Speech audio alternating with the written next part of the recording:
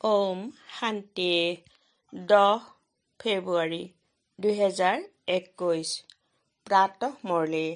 আজি বাবাৰ মহাবাক্য। মৰমৰ সন্তানসকল, তোমালোক এই বিশ্ববিদ্যালয়লৈ আহিছা পুৰণি সৃষ্টিৰ পৰা মৰি নতুন সৃষ্টিলৈ যাবলৈ। এতিয়া তোমালোকৰ প্ৰীতি এজন ভগৱানৰ সৈতে গঢ়ি উঠিছে। আজিৰ প্ৰশ্ন, কোনটো বিধিৰ দ্বাৰা পিতাৰ স্মৃতিয়ে তোমালোকক চহকী কৰি তোলে? উত্তৰ, পিতা হ'ল বিন্দু। তোমালোকে বিন্দু হৈ বিন্দুক স্মৰণ কৰিলে চহকী হৈ যাবা। যেনেকৈ 1ৰ পাছত 0 বহুৱালে তেতিয়া 10 হয়, আকৌ 0 বহুৱালে তেতিয়া 100 হয়, আকৌ 1000 হৈ যাব। এনেকৈ পিতাৰ স্মৃতিৰে বিন্দু লাগি গৈ থাকে। তোমালোক ধনৱান হৈ গৈ থাকা, স্মৃতিত থাকিলে সঁচা উপাৰ্জন হয়। গীত। ৰঙশালত জ্বলি উঠিল বন্তি। ওম শান্তি। এই গীতটিৰ অৰ্থ কিমান বিচিত্ৰ। প্ৰীতি জাগি উঠিছে কাৰ প্ৰতি? কাৰ হৈছা? ভগৱানৰ প্ৰতি, কিয়নো এইখন সৃষ্টিৰ পৰা মৰি তেওঁৰ ওচৰলৈ যাব লাগে।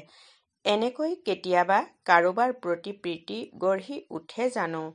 এনেকুৱা প্ৰীতি যাৰ বাবে এইটো খেয়াল আহিব যে মৰি যাম, তেতিয়া কোনোবাই প্ৰীতি ৰাখিব জানো?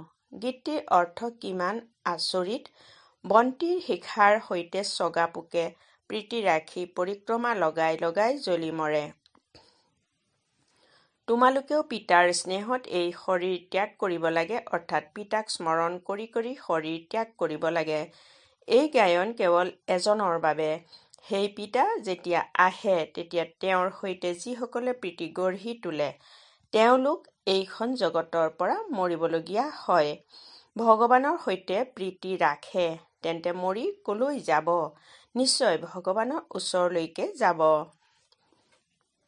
মনুষ্যই ভগৱানৰ ওচৰলৈ যাবলৈ দান পুণ্য তীৰ্থযাত্ৰা আদি কৰে। শৰীৰ ত্যাগ কৰাৰ সময়তো মনুষ্যক কোৱা হয়, ভগৱানক স্মৰণ কৰা। ভগৱান কিমান প্ৰখ্যাত। তেওঁ যেতিয়া আহে তেতিয়া গোটেই সৃষ্টিক নাশ কৰি দিয়ে। তোমালোকে জানা, আমি এই বিশ্ববিদ্যালয়লৈ আহোঁ পুৰণি সৃষ্টিৰ পৰা মৰি নতুন সৃষ্টিলৈ যাবলৈ। পুৰণি সৃষ্টিক পতিত সৃষ্টি, নৰক বুলি কোৱা হয়। পিতাই নতুন সৃষ্টিলৈ যোৱাৰ ৰাস্তা দেখুৱায়। কেৱল মোক স্মৰণ কৰা, মই হৈছো স্বৰ্গীয় ঈশ্বৰ পিতা। সেই পিতাৰ পৰা তোমালোকে ধন পোৱা, সম্পত্তি, ঘৰ আদি পোৱা। কন্যাসকলেতো উত্তৰাধিকাৰ নাপায়, তেওঁলোকক আনৰ ঘৰলৈ পঠিয়াই দিয়ে, অৰ্থাৎ তেওঁলোক উত্তৰাধিকাৰী নহল। এই ভগৱানটো হ'ল সকলো আত্মাৰে পিতা। এওঁৰ ওচৰলৈ সকলোৱে আহিব লাগে। কোনোবা সময়ত নিশ্চয় পিতা আহে, সকলোকে ঘৰলৈ লৈ যায়, কিয়নো নতুন সৃষ্টিত বহুত কম মনুষ্য থাকে। পুৰণি সৃষ্টিততো বহুত থাকে। নতুন সৃষ্টিত মনুষ্যও কম আৰু সুখো বহুত হয়। পুৰণি সৃষ্টিততো বহুত মনুষ্য, সেয়েহে দুখো বহুত। সেইবাবে মিনতি কৰে। বাপু গান্ধীয়েও কৈছিল, হে পতিত পাৱন, আহা। কেৱল তেওঁক জনা নাছিল, বুজিও পায়। পতিত পাৱন পৰম পিতা পৰমাত্মা, তেওঁৱেই বিশ্বৰ মুক্তিদাতা। ৰাম সীতাকতো গোটেই জগতে নামানে। গোটেই জগতে পৰমপিতা পৰমাত্মাক মুক্তিদাতা, মাৰ্গদৰ্শন বুলি মানে, দুখৰ পৰা মুক্তি দিয়ে। বাৰু, দোষ দিওঁতাজন কোন? পিতাইতো দোষ দিব নোৱাৰে, কিয়নো তেওঁতো পতিত পাৱন হয়। পাৱন সৃষ্টি সুখধামলৈ লৈ যাওঁতা হয়। তোমালোক হলা সেই আত্মিক পিতাৰ আত্মিক সন্তান। যেনেকুৱা পিতা তেনেকুৱা সন্তান। লৌকিক পিতাৰ হৈছে লৌকিক অৰ্থাৎ পাৰ্থিৱ সন্তান। এতিয়া তোমালোক সন্তানসকলে এইটো বুজিব লাগে যে আমি আত্মা হওঁ, পৰমপিতা পৰমাত্মা আমাক উত্তৰাধিকাৰ দিবলৈ আহিছে। আমি তেওঁৰ সন্তান হলে স্বৰ্গৰ উত্তৰাধিকাৰ নিশ্চয় পাম। তেওঁ হৈয়েই স্বৰ্গ প্ৰতিষ্ঠা কৰোঁতা। আমি বিদ্যাৰ্থী, এইটো পাহৰা উচিত নহয়। সন্তানসকলৰ বুদ্ধিত থাকে। শিৱ বাবাই মধুবনত মুৰলী শুনায়। সেই মুৰলীটো ইয়াত নাই। কৃষ্ণই নৃত্য কৰা, মুৰুলি বজোৱা সেই সকলোবোৰ ভক্তি মাৰ্গৰ। বাকী জ্ঞানৰ মুৰুলিটো শিৱ বাবাইহে বজায়। তোমালোকৰ ওচৰলৈ ভাল ভাল গীত প্ৰস্তুত কৰোঁতা আহিব। গীত সাধাৰণতে পুৰুষেহে প্ৰস্তুত কৰে। তোমালোকে জ্ঞানৰ গীতহে গোৱা উচিত, যাৰ দ্বাৰা শিৱ বাবাৰ স্মৃতি আহে। পিতাই কয়, মোক অলভক স্মৰণ কৰা, অৰ্থাৎ পিতাক স্মৰণ কৰা। শিৱক বিন্দু বুলি কোৱা হয়। বেপাৰীসকলে বিন্দু লিখিলে তেতিয়া কব শিৱ। একৰ পাছত শূন্য বহুৱালে তেতিয়া 10 হ'ব, আকৌ শূন্য বহুৱালে তেতিয়া 100 হ'ব, আকৌ শূন্য বহুৱালে 1000 হৈ যাব। গতিকে তোমালোকেও শিৱক স্মৰণ কৰিব লাগে। যিমান শিৱক স্মৰণ কৰিবা বিন্দু লাগি গৈ থাকিব। তোমালোক আধা কল্পৰ বাবে চহকী হৈ যোৱা। তাত গৰীব নাথাকেই, সকলো সুখী, দুখৰ নাম নাই। পিতাৰ স্মৃতিৰে বিকৰ্ম বিনাশ হৈ গৈ থাকিব। তোমালোক বহুত ধনৱান হৈ যাবা। ইয়াক কোৱা হয় সঁচা পিতাৰ দ্বাৰা সঁচা উপাৰ্জন। এয়াই লগত যাব। মনুষ্য সকলো খালী হাতেৰে যায়। তোমালোক ভৰপূৰ হাতেৰে যাব লাগে। পিতাক স্মৰণ কৰিব লাগে। পিতাই বুজাইছে, পবিত্ৰতা থাকিলে তেতিয়া শান্তি সমৃদ্ধি পাবা। তোমালোক আত্মা প্ৰথমে পবিত্ৰ আছিলা, আকৌ অপবিত্ৰ হলা। সন্ন্যাসীসকলকো অৰ্ধ পবিত্ৰ বুলি কোৱা হ'ব। তোমালোকৰ হ'ল সম্পূৰ্ণ সন্ন্যাস। তোমালোকে জানা তেওঁলোকে কিমান সুখ পায়। অলপ সুখ, তাৰ পাছততো দুখেই হয়। আগতে তেওঁলোকে সৰ্বব্যাপী বুলি কোৱা নাছিল। সৰ্বব্যাপী বুলি ক'লে অৱনমিত হৈ গৈ থাকে। জগতত অনেক প্ৰকাৰৰ মেলা অনুষ্ঠিত হয়, কিয়নো লাভটো হয়, নহয় জানো? এয়াও তেওঁলোকৰ ধান্দা। কোৱা হয় নৰৰ পৰা নাৰায়ণ হোৱাৰ ধান্দাৰ বাহিৰে বাকী সকলো ধান্দা ধূলি। এই ধান্দা কোনোবা বিৰল জনেহে কৰিব। পিতাৰ হৈ দেহ সহিত সকলো পিতাক দি দিব লাগে, কিয়নো তোমালোকে বিচৰা মতে নতুন শৰীৰ পাওঁ। পিতাই কয়, তোমালোক কৃষ্ণপুৰীলৈ যাব পাৰা, কিন্তু আত্মা যেতিয়া তমু প্ৰধানৰ পৰা সতু প্ৰধান হ'ব তেতিয়াহে। কৃষ্ণপুৰীত এনেকৈ নকয়, আমাক পাৱন কৰি তোলা। ইয়াত সকলো মনুষ্য মাত্ৰই মিনতি কৰে, হে মুক্তিদাতা আহা, এই পাপ আত্মাৰ জগতৰ পৰা আমাক মুক্ত কৰা। এতিয়া তোমালোকে জানা যে পিতা আহিছে আমাক নিজৰ লগত লৈ যাবলৈ। তালৈ যোৱা সেইটোতো ভালেই, নহয় জানো? মনুষ্যই শান্তি বিচাৰে। এতিয়া শান্তি বুলি কাক কয়? কৰ্ম অবিহনেতো কোনেও থাকিব নোৱাৰে। শান্তিটো আছেই শান্তিধামত। তথাপিও শৰীৰ ধাৰণ কৰি কৰ্মটো কৰিবই লাগে। সত্য যুগত কৰ্ম কৰিও শান্তিত থাকে। অশান্তিত মনুষ্যৰ দোষ হয়। সেইবাবে কয়, শান্তি কেনেকৈ পোৱা যায়। এতিয়া তোমালোক সন্তানসকলে জানা, শান্তিধামতো আমাৰ ঘৰ হয়। সত্য যুগত শান্তিও আছে, সুখো আছে, সকলো আছে। এতিয়া সেয়া লাগে নে কেৱল শান্তি লাগে? ইয়াততো দোষ। সেইবাবে পতিতপাৱন পিতাকো ইয়াত মিনতি কৰে। ভক্তি কৰেই ভগৱানক পাবলৈ। ভক্তিও প্ৰথমে অব্যভিচাৰী, পাছত ব্যভিচাৰী হয়। ব্যভিচাৰী ভক্তিত চোৱা কি কৰে। শ্ৰীৰ চিত্ৰত কিমান ভালকৈ দেখুওৱা হৈছে। কিন্তু প্ৰথমতেতো সিদ্ধ কৰা উচিত ভগৱান কোন? শ্ৰীকৃষ্ণক এনেকৈ কোনে গঢ়ি তুলিলে? পূৰ্বৰ জন্মত কি আছিল? বুজাবলৈ বহুত যুক্তিৰ প্ৰয়োজন। যিসকলে ভাল সেৱা কৰে তেওঁলোকৰ অন্তৰেও সাক্ষ্য দিয়ে। বিশ্ববিদ্যালয়ত যিসকলে ভালদৰে পঢ়িব তেওঁলোক নিশ্চয় তীক্ষ্ণ হ'ব। ক্ৰমানুসৰিতো হয়েই। কোনো ভোদা বুদ্ধিৰো হয়। শিৱ বাবাক আত্মাসকলে কয়, মোৰ বুদ্ধিৰ তলা খোলা। পিতাই কয়, বুদ্ধিৰ তলা খুলিবলৈকেতো আহিছো। কিন্তু তোমালোকৰ কৰ্ম এনেকুৱা যে তলা নুখুলেই। বাবাই আকৌ কি কৰিব? বহুত পাপ কৰিছে। এতিয়া বাবাই তেওঁলোকক কি কৰিব?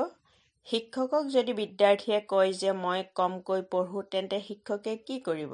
শিক্ষকে কোনো কৃপাতো নকৰে। খুব বেছি তেওঁলোকৰ বাবে অতিৰিক্ত সময় ৰাখিব।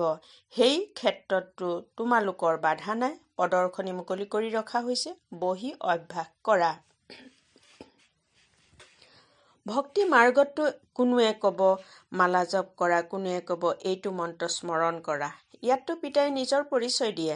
পিতাক স্মৰণ কৰিব লাগে, যাৰ দ্বাৰা উত্তৰাধিকাৰ পোৱা যায়। গতিকে ভালদৰে পিতাৰ পৰা সম্পূৰ্ণ উত্তৰাধিকাৰ ল'ব লাগে, নহয় জানো? ইয়াতো পিতাই কয় বিকাৰত কেতিয়াও নাযাবা। যদি বিকাৰৰ অলপো স্বাদ লাগিল তেন্তে পুনৰ বৃদ্ধি হৈ গৈ থাকিব। চিগাৰেট আদিৰ এবাৰো স্বাদ ল'লে তেতিয়া সংগৰ ৰংগ তৎক্ষণাৎ লাগি যায়। তাৰ পাছত অভ্যাস এৰাও মস্কিল হৈ যায়। কিমান অজুহাত উলিয়াই একোৰে অভ্যাস হ'ব নালাগে। চিচি অভ্যাসবোৰো ত্যাগ কৰিব লাগে। পিতাই কয় জীৱন্তে শৰীৰৰ বোধ ত্যাগ কৰি মোক স্মৰণ কৰা। দেৱতাসকলক সদয় পবিত্ৰ ভোগেই আগবঢ়োৱা হয়। গতিকে তোমালোকেও পবিত্ৰ ভোজন খোৱা। আজিকালিতো খাটি ঘিউ পোৱা নাযায়। তেল খায়, তাত তেল আদি নাথাকে। ইয়াততো দুগ্ধশালাত দেখিবা খাটি ঘিউ ৰাখে, নকলো ৰাখে। দুয়োটাতে লিখা থাকে খাটি ঘিউ। দামত পাৰ্থক্য আহি যায়। এতিয়া তোমালোক সন্তানসকল ফুলৰ দৰে প্ৰস্ফুটিত হৈ হৰ্ষিত হৈ থকা উচিত। স্বৰ্গততো প্ৰাকৃতিক সুন্দৰতা থাকে। তাত প্ৰকৃতিও শত্ৰুপ্ৰধান হৈ যায়। লক্ষ্মী নাৰায়ণৰ নিচিনা প্ৰাকৃতিক সৌন্দৰ্য ইয়াত কোনেও সৃষ্টি কৰিব নোৱাৰে। তেওঁলোকক এই দুচকুৰে কোনোবাই চাব পাৰে জানো? অৱশ্যে সাক্ষাৎকাৰ হয়, কিন্তু সাক্ষাৎকাৰ হ'লেই কোনেও হুবহু চিত্ৰ তৈয়াৰ কৰিব নোৱাৰে। যদি কোনোবা চিত্ৰকৰৰ সাক্ষাৎকাৰ হৈ যায় আৰু সেই সময়ত বহি অংকন কৰে, কিন্তু সেয়া বহুত মস্কিল। গতিকে তোমালোক সন্তানসকলৰ বহুত নিচা থকা উচিত। এতিয়া বাবাই আমাক লৈ যাবলৈ আহিছে। পিতাৰ পৰা আমি স্বৰ্গৰ উত্তৰাধিকাৰ পাম। এতিয়া আমাৰ 84 জন্ম সম্পূৰ্ণ হ'ল। এনেকুৱা খেয়াল বুদ্ধিত থাকিলে আনন্দিত হবা। বিকাৰৰ অলপো খেয়াল আহিব নালাগে। পিতাই কয় কাম মহাশত্ৰু। দ্ৰৌপদীয়েও এই কাৰণেই মিনতি কৰিছিল, নহয় জানো? তেওঁৰ কোনো 5 জন স্বামী নাছিল।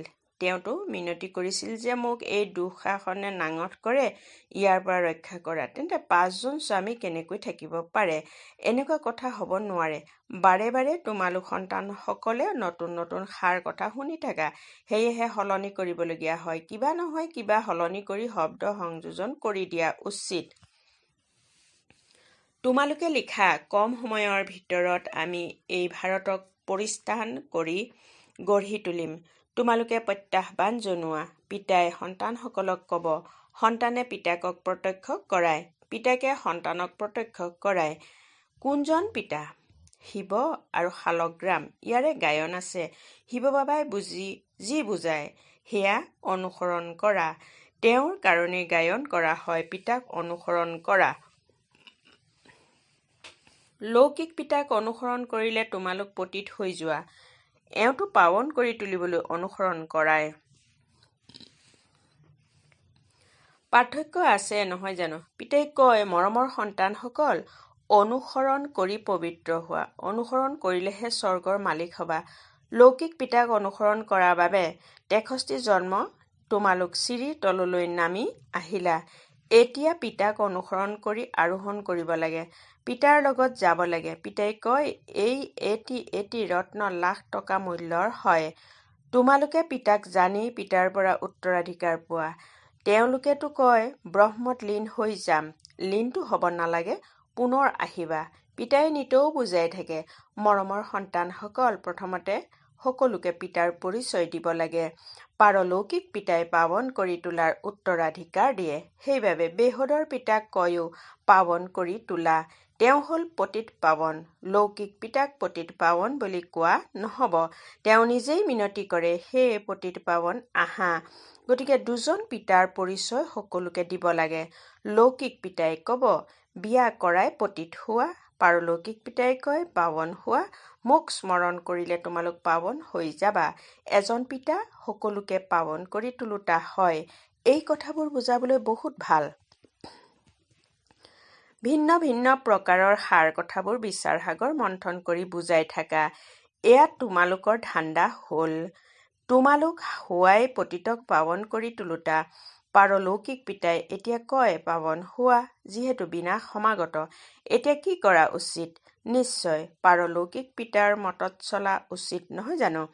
প্ৰদৰ্শনীত এইটো প্ৰতিজ্ঞা লিখিব লাগে, পাৰলৌকিক পিতাক অনুসৰণ কৰিম, পতিত হোৱাটো এৰি দিম। লিখা, মই পিতাক এইটো নিশ্চয়তা দিছো, সকলো হৈছে পবিত্ৰতাৰ কথা। তোমালোক সন্তানসকল দিনে ৰাতিয়ে আনন্দিত হোৱা উচিত। পিতাই আমাক স্বৰ্গৰ উত্তৰাধিকাৰ দি আছে। অল্ফক আৰু বে বাদশ্বাহী। এতিয়া তোমালোকে বুজি পোৱা, শিৱ জয়ন্তী মানেই ভাৰতৰ স্বৰ্গৰ জয়ন্তী। গীতাই হ'ল সকলো শাস্ত্ৰৰ ভিতৰত শিৰোমণি। গীতা মাতা, উত্তৰাধিকাৰটো পিতাৰ পৰাই পাবা। গীতাৰ ৰচয়িতা হয়েই শিৱ বাবা। পাৰলৌকিক পিতাৰ পৰা পাৱন হোৱাৰ উত্তৰাধিকাৰ পোৱা যায়। ভাল বাৰু। অতি মৰমৰ কল্পৰ পাছত পুনৰাই লগ পোৱা সন্তানসকলৰ প্ৰতি মাতা পিতা বাপ-দাদাৰ স্নেহপূৰ্ণ স্মৰণ আৰু সুপ্ৰভাত। আত্মিক পিতাৰ আত্মিক সন্তানসকলক নমস্কাৰ। ধাৰণাৰ বাবে মুখ্য সাৰ নম্বৰ 1। আমি ঈশ্বৰীয় বিদ্যাৰ্থী সদায় এইটো স্মৃতি ৰাখিব লাগে, কোনো ধৰণৰ চিচি অভ্যাস গঠন কৰিব নালাগে, সেইবোৰ আঁতৰাব লাগে। বিকাৰৰ অলপো খেয়াল আহিব নালাগে। নম্বৰ 2। জীৱন্তে শৰীৰৰ বোধ পাহৰি পিতাক স্মৰণ কৰিব লাগে। জ্ঞানৰ ভিন্ন ভিন্ন কথা বিচাৰ সাগৰ মন্থন কৰি পতিতক পাৱন কৰি তোলাৰ ধান্দা কৰিব লাগে। আজিৰ বৰদান। জন্মসিদ্ধ অধিকাৰৰ নিচাৰ দ্বাৰা লক্ষ্য আৰু লক্ষণক সমান কৰি তোলোতা শ্ৰেষ্ঠ ভাগ্যৱান হোৱা। বহলাই এনেদৰে কোৱা হৈছে, যেনেকৈ লৌকিক জন্মত স্থূল সম্পত্তি জন্মসিদ্ধ অধিকাৰ হয়, তেনেকৈ ব্ৰাহ্মণ জন্মত দিব্য গুণৰূপী সম্পত্তি, ঈশ্বৰীয় সুখ আৰু শক্তি জন্মসিদ্ধ অধিকাৰ হয়। জন্মসিদ্ধ অধিকাৰৰ নিচা স্বাভাৱিক ৰূপত থাকিলে তেতিয়া পৰিশ্ৰম কৰাৰ আৱশ্যকতা নাথাকে। এইটো নিচাত থাকিলে লক্ষ্য আৰু লক্ষণ সমান হৈ যাব। নিজক যি হওঁ, যেনেকুৱা হওঁ, যিজন শ্ৰেষ্ঠ পিতা আৰু পৰিয়ালৰ হওঁ, তেনেকৈ জানি আৰু মানি শ্ৰেষ্ঠ আৰু ভাগ্যৱান হোৱা। শ্লোগান: প্ৰতিটো কৰ্ম স্ব-স্থিতিত স্থিত হৈ কৰা, তেতিয়া সহজে সফলতাৰ তৰা হৈ যাবা। ওম শান্তি।